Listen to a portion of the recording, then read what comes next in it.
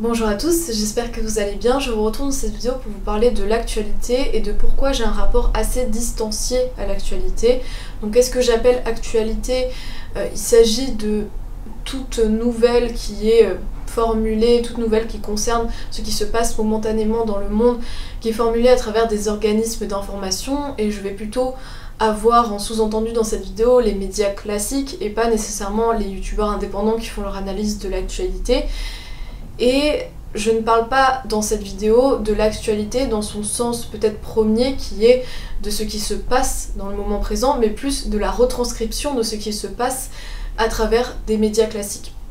Parce que je ne pense pas être coupée du monde, même si lorsque l'on dit qu'on est assez distancié par rapport à l'actualité, que les gens pensent que l'on souhaite vivre dans une bulle, ce n'est absolument pas mon cas, bien au contraire. Je pense être assez alerte par rapport à ce qui se passe autour de moi. J'essaie d'observer les changements de mentalité, d'observer les changements dans ma ville, dans mon pays, d'être assez attentive même aux changements de saison,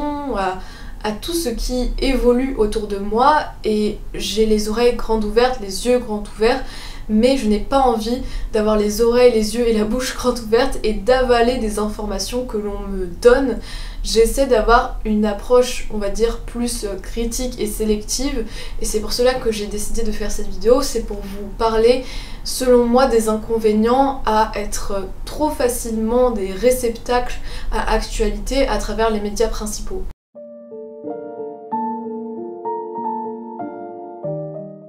Le premier point que je voulais aborder concernait la fiabilité de l'information. Je pense que c'est un point crucial. Néanmoins, cela n'empêche pas un certain nombre de personnes d'avaler tout ce qui nous est transmis comme s'il s'agissait de la vérité, alors qu'en général, l'information est très lacunaire lorsqu'un fait vient de se produire, lorsque l'information est brûlante, et que chacun essaie de se l'approprier. Je pense notamment à l'affaire Naël, qui a été appropriée de diverses manières et de manière presque opposée par des personnes qui critiquaient l'immigration massive et les débordements dans les cités, et d'autres personnes qui critiquaient le racisme dans la police et de manière plus générale le racisme systémique à travers une même affaire.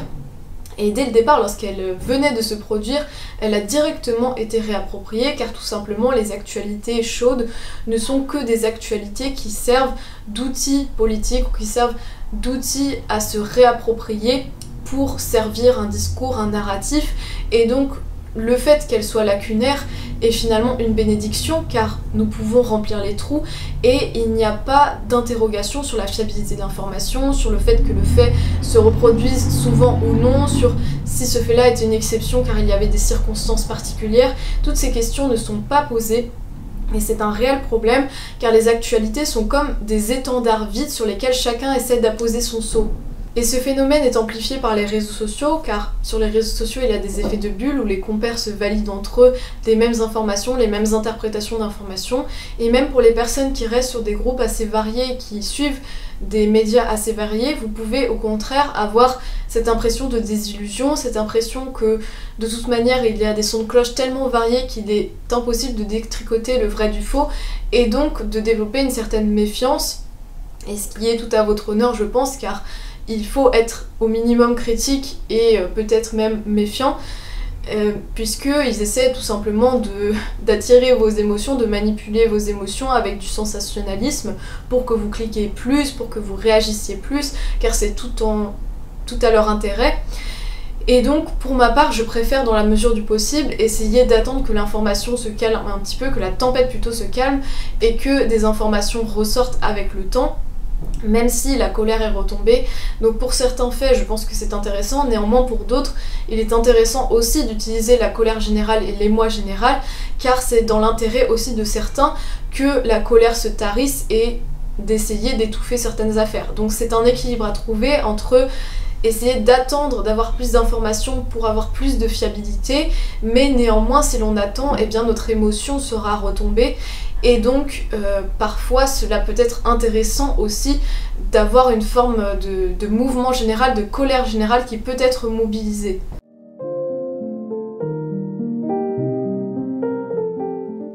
Le deuxième point que je vais aborder concerne la perception négative du monde, car je pense que vous n'êtes pas sans savoir que les informations négatives retiennent plus notre attention, donc ils ont tout intérêt à mettre en avant ces informations négatives, voire sordides parfois.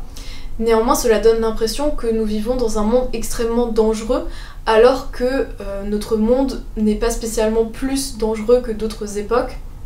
et que les personnes qui parfois vivent dans des quartiers qui ne sont absolument pas sensibles vont elles-mêmes avoir peur de sortir dans la rue ou avoir peur de leur quotidien et de leur environnement, alors qu'il n'y a pas vraiment de raison rationnelle d'en avoir peur. Donc cela crée un sentiment parfois même de misanthropisme par rapport à toutes les atrocités dont l'humain est capable, et donc je pense qu'il peut y avoir d'un côté cette sensation de peur générale, et de l'autre côté une forme d'insensibilisation face à toutes les atrocités qui peuvent être produites et qui sont mises en avant à travers les actualités, et toutes ces atrocités qui créent un sentiment de défense qui est l'insensibilité face à toutes ces atrocités. Et je pense que ce qui peut amplifier ce phénomène, c'est l'enchaînement sur les journaux d'actualité d'informations qui sont totalement opposées, qui s'enchaînent alors que nous n'avons pas le temps d'élaborer la première information, que nous passons déjà à une seconde information qui n'est pas du même registre. Pour vous donner un exemple, cela peut être une information concernant des attentats, il s'est passé tel attentat aujourd'hui à telle heure, et juste après, c'est la saison des poires, nous allons rencontrer un producteur français.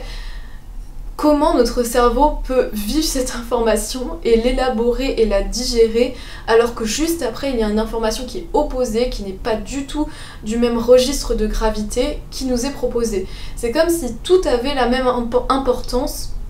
et d'un coup il peut y avoir un sujet qui quant à lui va prendre une importance disproportionnée, mais sinon de manière générale il y a plein de faits qui n'ont aucun rapport, qui sont mis les uns à la suite des autres comme s'ils avaient la même importance et la même gravité.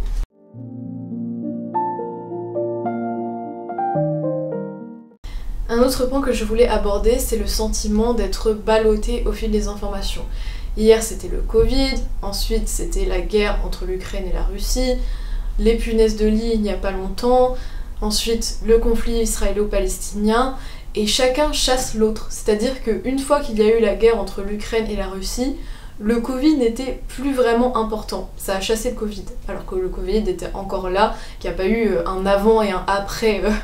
guerre entre l'Ukraine et la Russie, même si maintenant le Covid est moins critique, on va dire, dans notre quotidien à travers ses répercussions, mais il n'y a pas eu un changement soudain, comme cette cassure qu'il y a eu dans les médias, où d'un coup ils se sont intéressés à la guerre entre l'Ukraine et la Russie. Et le point commun entre la plupart de ces informations, c'est qu'elles ne sont pas nouvelles. La guerre entre l'Ukraine et la Russie, ce n'est pas nouveau qu'il y ait des conflits entre ces deux pays. Les punaises de lit, il y en a toujours eu, peut-être qu'il y en a un peu plus en ce moment, mais il y a eu une visibilité qui était vraiment disproportionnée. Le conflit israélo-palestinien, de même, c'est un conflit qui dure depuis extrêmement longtemps et d'un coup il y a un regain d'intérêt pour ce conflit, même si bien évidemment qu'il y a plus d'action en ce moment qu'à d'autres périodes plus calmes, mais néanmoins il y a tellement d'événements politiques et géopolitiques qui se passent que je trouve ça vraiment disproportionné de n'accorder notre attention que à certains éléments qui nous sont dictés, et personnellement je n'ai pas envie que mes sujets de prédilection me soient dictés par les médias. J'ai envie de m'intéresser à plein d'événements dans le monde et dans mon pays en premier lieu, et je n'ai pas envie qu'on me dise il faut que tu t'intéresses à ça et tous les jours on va te rabâcher le conflit israélo-palestinien matin, midi et soir, et qu'en attendant, en France, il y a plein de petites lois qui passent discretos. Non, personnellement, j'ai envie certes de m'intéresser parfois au conflit israélo-palestinien, mais à d'autres moments à m'intéresser à d'autres événements, comme si tout d'un coup tout le monde devenait mono-sujet. Je n'ai pas envie de passer ma vie à parler du conflit israélo-palestinien. Déjà, je préfère privilégier des sujets qui sont plus en lien avec mon propre pays, car j'ai l'impression d'avoir plus de répercussions, mais ça fera l'objet d'un autre chapitre. Et en plus, cela donne vraiment l'impression de placarder un seul sujet et de nous mettre ça devant les yeux. Et en attendant, le monde continue à avancer, en attendant, il y a plein de décisions qui sont prises, il y a plein d'événements, mais il n'y a plus rien d'autre qui existe. C'est un petit peu comme si le Hamas avait chassé les punaises de lit, ensuite le Hamas s'est instauré, et après il y aura autre chose qui chassera le conflit israélo-palestinien. Donc là, à l'heure actuelle, je filme cette vidéo comme je la filme très en avance, puisque je ne suis pas du tout dans les actualités, donc pour le coup je peux filmer mes vidéos à l'avance. eh bien c'est le conflit israélo-palestinien qui prend toute l'antenne, mais je ne sais pas ce qui viendra ensuite, peut-être un nouveau virus, peut-être des coccinelles qui envahissent la France, et on va en parler pendant 3 semaines.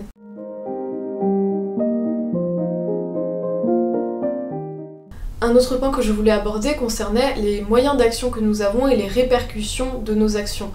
Car, comme je le disais précédemment, j'ai l'impression d'avoir un champ d'action assez limité concernant un certain nombre d'actualités lointaines, comme le conflit israélo-palestinien. Je n'ai pas des moyens d'action énormes, peut-être que je peux envoyer de l'argent à certaines associations à la limite, mais ce n'est pas en signant des pétitions en ligne ou en faisant des manifestations que cela va changer grand-chose. À la limite, ça a une valeur symbolique, mais c'est tout. Donc je préfère concentrer mes efforts sur des éléments dont l'avenir est plus certain et davantage corrélé aux efforts que je fournis. Par exemple, dans mes études, c'est ce qui va me permettre de me construire une place dans la société, dans mes relations sociales, à la limite dans la politique locale, mais pas dans des événements qui sont lointains et où je vais mettre une énorme énergie pour avoir des résultats qui sont extrêmement minimes, voire inexistants. Et je pense qu'il y a beaucoup de jeunes ou de personnes de mon âge qui ont tendance à concentrer leurs efforts sur des faits d'actualité assez lointains sur lesquels ils n'ont pas vraiment de pouvoir, alors que ce qui va littéralement créer notre quotidien, c'est surtout notre métier, c'est surtout nos relations. Et donc je préfère pour ma part me concentrer principalement là-dessus, même si bien évidemment que la politique de mon pays a des grosses répercussions sur mon quotidien, et donc je vais aussi m'intéresser à la politique de mon pays, mais là aussi je n'ai pas l'impression d'avoir des moyens d'action qui sont énormes, et d'autant plus il s'agit de la politique de d'autres pays, mais alors là c'est encore plus lointain pour moi, et c'est vrai que j'ai cet aspect très direct où j'ai envie de pouvoir constater les résultats de mes actions. Et là pour le conflit israélo-palestinien par exemple, il y a plein de youtubeurs qui disent mais agissez, arrêtez de ne pas en parler, vous êtes des lâches machin, mais j'ai envie de dire agissez, mais qu'est-ce que tu veux qu'on y fasse, à part partager des informations pour que tout le monde s'émeuve, envoyer de l'argent à des associations, mais je pense que la plupart des gens n'ont pas énormément d'argent à donner, donc qu'est-ce qu'on peut faire de plus? Est-ce que c'est vraiment entre nos mains, alors que mes études, mes relations sociales, le fait de faire des enfants ou non, d'acheter dans tel ou tel endroit, de donner mon argent à tel ou tel magasin, ou de participer à certaines politiques locales, là oui j'ai l'impression d'avoir des réelles répercussions, mais pas dans des conflits qui me semblent lointains.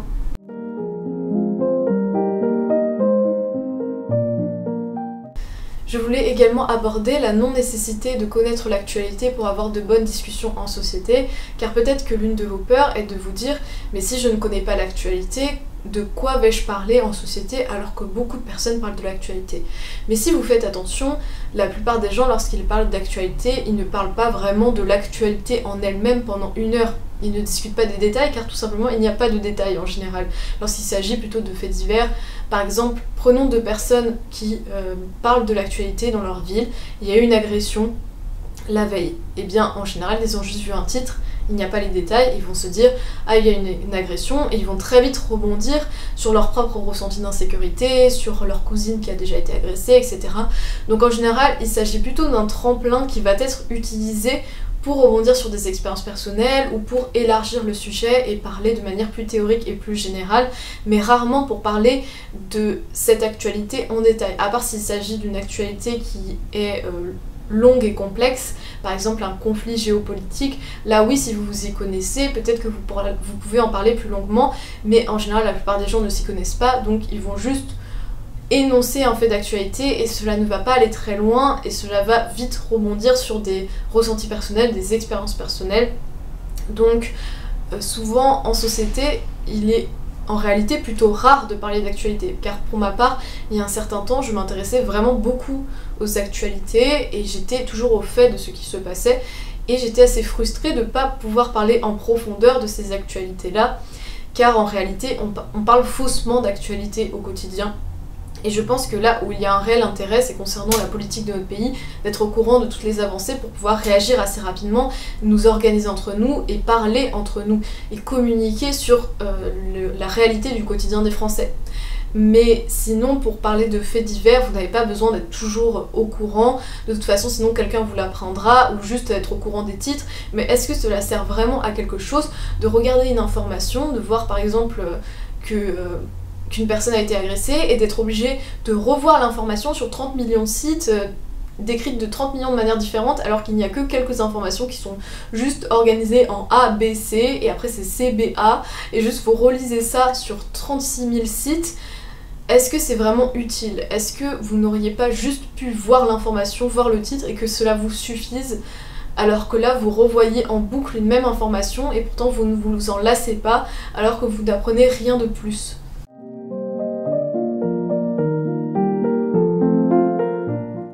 Un autre point que je souhaite aborder concerne le coût d'opportunité, car mon temps est limité et je préfère l'utiliser en bonne intelligence. Donc comme je le disais précédemment, la plupart des sujets qui sont abordés dans l'actualité sont des sujets qui ne sont pas nouveaux, mais ce qui est nouveau, ce sont les ensembles d'anecdotes qui vont être présentés. Par exemple, concernant le conflit israélo-palestinien, ils vont dire aujourd'hui il y a une bombe qui a visé un hôpital, aujourd'hui il y a eu tel attentat. Donc c'est un certain nombre d'anecdotes qui constituent l'actualité. Et je pense que arriver à avoir un œil critique sur l'actualité, c'est se former à deux choses. D'une part, arriver à avoir un prisme politique et sociologique qui est critique en s'intéressant à des œuvres qui sont déjà sorties dans la littérature ou en audiovisuel, regarder des films à ce sujet, lire des livres, ou si vous avez moins de temps pour vous intéresser au sujet, essayez de regarder des vidéos YouTube qui vulgarisent par exemple le conflit israélo-palestinien pour comprendre les mécanismes sous-jacents qui sont le socle sur lesquels se produisent toutes les anecdotes qui sont extraites. Mais vous ne pouvez pas comprendre le fonctionnement sans comprendre le mécanisme sous-jacent et juste en visualisant un ensemble d'anecdotes, car l'ensemble d'anecdotes ne forme pas le fait. Donc c'est pour cela que je trouve ça intéressant d'avoir ce prisme politique et sociologique, et d'un autre côté de se former aussi sur les différentes techniques de sophisme, de manipulation que les médias peuvent utiliser pour créer de l'émotion afin d'être plus critique aussi sur la manière dont ces informations vous sont présentées. Donc comme je le disais, autant vous intéresser à de la vulgarisation, car peut-être que la plupart des gens n'ont tout simplement pas le temps ou pas l'énergie de lire un livre technique sur le conflit israélo-palestinien. Donc à ce moment-là, il y a quand même un certain nombre d'œuvres qui sont culturelles, qui sont produites sur YouTube et qui permettent de mieux comprendre, et qui ainsi vous formeront lorsque vous serez confronté à l'actualité, car c'est assez fréquent, même si on ne souhaite pas être inondé d'actualité, il y a forcément des moments où vous serez confronté à cette actualité, donc il ne faut pas fermer les yeux, mais plutôt être critique et ne pas voir le monde à travers les jumelles des médias, arriver à se créer son propre œil critique, son propre prisme.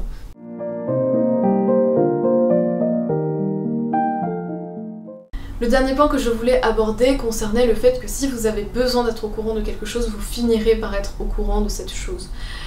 Et je vais exempler ce propos avec le fait que pendant la période avec un certain nombre de mesures anti-Covid, je vagabondais on va dire en France, je travaillais tantôt pour la LPO, tantôt j'étais dans des éco-villages, j'étais allée dans divers lieux mais où j'étais vraiment déconnectée des actualités, je ne regardais pas du tout mon téléphone.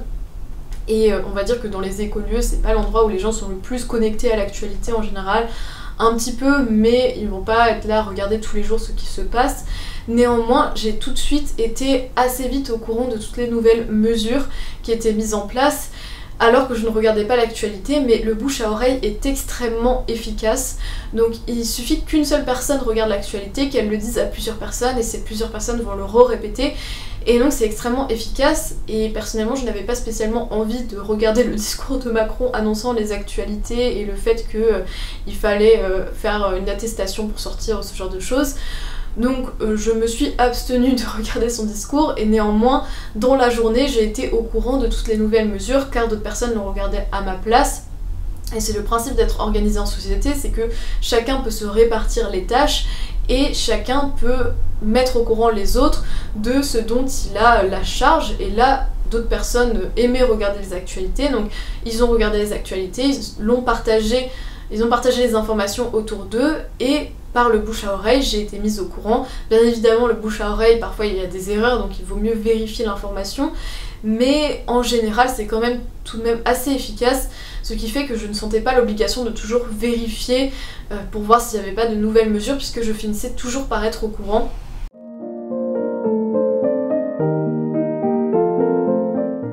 En conclusion, je dirais qu'il faut mieux avoir une approche qui est tempérée et mesurée face à l'actualité, qu'il ne faut pas la fuir comme la peste, mais pas non plus tout accepter et ne pas du tout être critique et juste se laisser submerger par cette actualité. Et c'est pour cela que je vous ai proposé dans cette vidéo certains outils qui peuvent peut-être vous être utiles, et c'est pour ma part la manière dont j'aborde l'actualité, ce qui fait que je n'ai pas le sentiment d'être submergée, ni d'être débordée par mes émotions, ni d'avoir l'impression de ne pas arriver à m'en sortir avec toutes les informations qui me sont proposées.